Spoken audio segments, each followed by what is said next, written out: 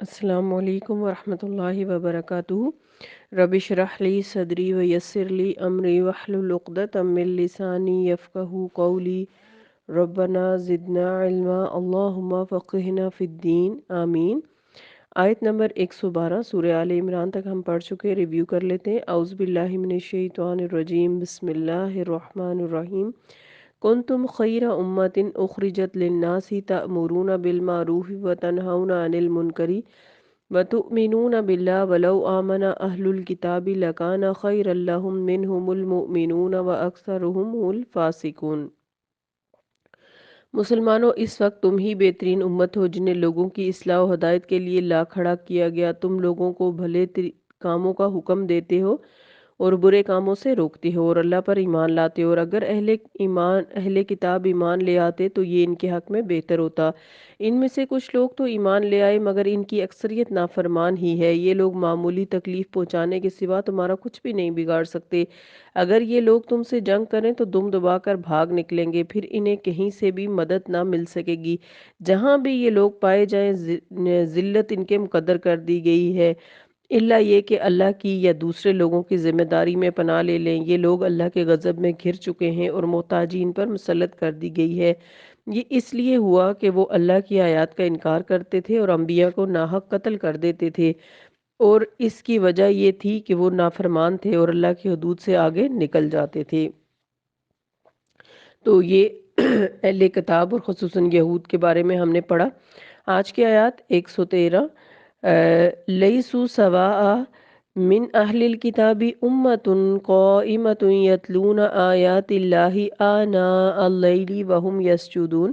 یہ اہل کتاب بھی سارے ایک جیسے نہیں، ان میں سے کچھ ایسے بھی ہیں جو حق پر قائم رہنے والے ہیں، وہ دن رات اللہ کی آیات پڑھتے اور سجدہ ریز ہوتے ہیں۔ جیسے کہ ہم نے پڑھا تھا کہ یہ اہل کتاب جو ہیں یہ اپنے دور کے مسلمان تھے، اور سب تو برے نہیں ہوتے، برے اور اچھے لوگ ہر جگہ ہوتے ہیں۔ تو ان میں کچھ اچھے لوگ بھی ہیں جو سچے ہیں، توحید پر ہیں، حق پر ہیں، اور انہوں نے جیسے ہی آپ صلی اللہ علیہ وسلم کی تعلیمات سنی اس پر ایمان لے آئے اور اللہ کے سامنے سجدہ ریز ہوتے ہیں رات اور دن کی گھڑیوں میں۔ یؤمنون باللہ والیوم الآخر ویأمرون بالمعروف وینہون عن المنکر ویسارعون بالخیرات واولئک من الصالحین۔ اور وہ اللہ پر اور آخرت کے دن پر ایمان لاتے ہیں، اچھے کاموں کا حکم دیتے ہیں اور برے کاموں سے روکتے ہیں، اور بھلائی کے کاموں میں سبقت کرتے ہیں، یہ صالح لوگوں میں سے ہیں۔ یعنی ان اہل کتاب کے بھی اچھے کام بتائے جا رہے ہیں۔ اہل کتاب میں منصف مزاج آدمی، پہلے اللہ تعالیٰ نے یہ بتایا تھا کہ اہل کتاب کی اکثریت فسق اور فجور ہی پر مصر ہے۔ اس آیت میں یہ بتایا جا رہا ہے کہ وہ سب کے سب ہی برے نہیں، ان میں بھی کچھ اچھے لوگ موجود ہیں جو ایمان لے آئے ہیں۔ مثلا عبداللہ بن سلام رضی اللہ عنہ اور ان کے ساتھی، یا نجاشی شاہ حبشہ وغیرہ، اور ان میں وہ سب خوبیاں موجود ہیں جو نیکوکار مسلمانوں میں ہوتی ہیں۔ عبداللہ بن سلام یہود کے ممتاز علماء میں سے تھے، لیکن مفاد پرست اور جاہ طلب ہونے کے بجائے حق پرست تھے۔ عبداللہ بن سلام کا تعارف اور ان کا اسلام لانا۔ جب رسول اللہ صلی اللہ علیہ وسلم ہجرت کر کے مدینہ تشریف لائے اور عبداللہ بن سلام رضی اللہ عنہ نے آپ صلی اللہ علیہ وسلم میں وہ نشانیاں دیکھیں جو تورات میں نبی آخر الزماں کی بتائی گئیں، تو آپ فوراً خدمت اقدس میں حاضر ہوئے اور چند سوالات پوچھنے کے بعد اسلام لے آئے۔ پھر آپ ہی نے رسول اللہ صلی اللہ علیہ وسلم کو یہود کی سرزش سے آگاہ کیا کہ وہ کس نیچر کے ہیں، چنانچہ یہود ان کے دشمن بن گئے۔ پھر جب ایک زنا کے مقدمے میں یہود نے تورات سے رجم کی آیت کو چھپانا چاہا تو عبداللہ بن سلام رضی اللہ عنہ نے اس آیت کی نشاندہی کر کے یہود کو نادم اور رسوا کیا۔ عبداللہ بن سلام رضی اللہ عنہ نے ایک خواب دیکھا تھا جس کی تعبیر رسول اللہ صلی اللہ علیہ وسلم نے یہ بتائی کہ عبداللہ بن سلام رضی اللہ عنہ آخری دم تک اسلام پر ثابت قدم رہیں گے، چنانچہ بعض صحابہ انہیں جنتی کہا کرتے تھے۔ دوسرے، نجاشی شاہ حبشہ کا کردار اور ان کا اسلام لانا۔ نجاشی شاہ حبشہ، جس کا نام اسہمہ تھا، اس نے مسلمانوں کی اس وقت بھرپور حمایت کی جب مسلمان ہجرت کر کے حبشہ پہنچے اور قریش مکہ کا ایک وفد انہیں واپس لانے کے لیے شاہ حبشہ کی خدمت میں حاضر ہوا تھا۔ شاہ نے نہ صرف یہ کہ مسلمانوں کو واپس نہیں کیا اور انہیں پناہ دی، بلکہ برملا اعتراف کیا کہ سیدنا عیسیٰ علیہ السلام اور مریم علیہ السلام کے معاملے میں مسلمانوں کے عقائد بالکل درست اور عیسیٰ علیہ السلام کی تعلیمات کے عین مطابق ہیں، پھر مسلمانوں سے بہتر سلوک کیا۔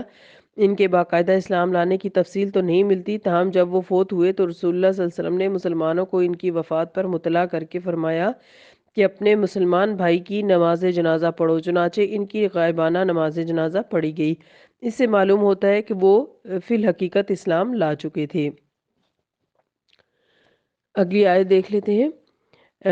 وما یفعلوا من خیرین، جو بھی بھلائی کا کام وہ کریں گے، فلن یکفروہ واللہ علیم بالمتقین، اس کی ناقدری نہیں کی جائے گی اور اللہ پرہیزگاروں کو خوب جانتا ہے۔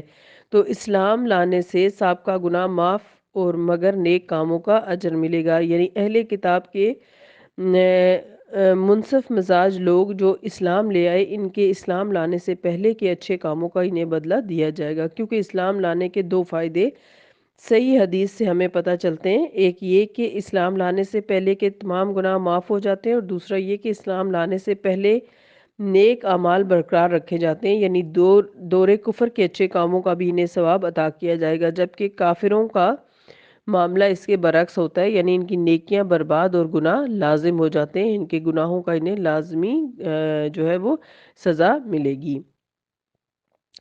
ان الذین کفروا لن تغنی عنہم اموالہم ولا اولادہم من اللہ شیئا واولئک اصحاب النار ہم فیہا خالدون۔ بلا شبہ جو لوگ کافر ہوئے، ان کے مال اور ان کی اولاد اللہ کے ہاں کچھ بھی کام نہ آ سکیں گے، یہی لوگ اہل دوزخ ہیں جو اس میں ہمیشہ رہیں گے۔